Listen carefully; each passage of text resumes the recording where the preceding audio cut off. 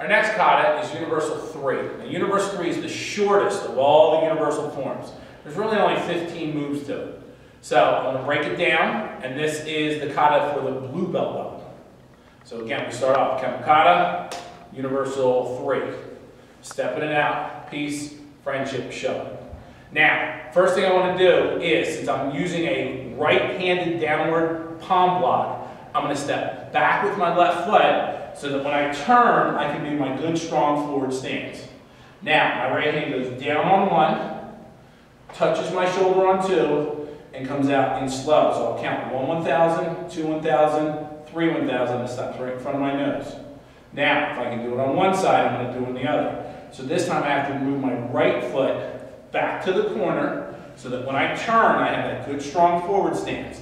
Now the left hand goes down on 1, touches the shoulder on 2, and it goes 1 1,000, 2 1,000, 3 1,000. Now the left foot comes up to the right foot, left hand on top, right hand underneath, cup and saucer. As I step out to my left neutral stance, I do a left back knuckle.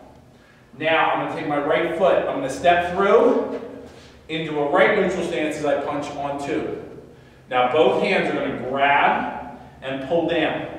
My left foot steps behind my right foot into a twist stance. I'm going to throw both hands forward, and that's 3.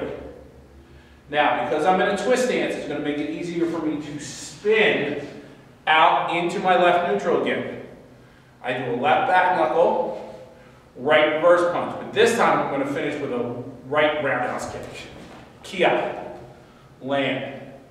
Now I'm going to step all the way back on 1, back to left neutral. Now on 2, I'm going to take my left foot, step behind my right foot, and put my left hand out. Now the same way I ended universal 2 is the same way I ended universal 3.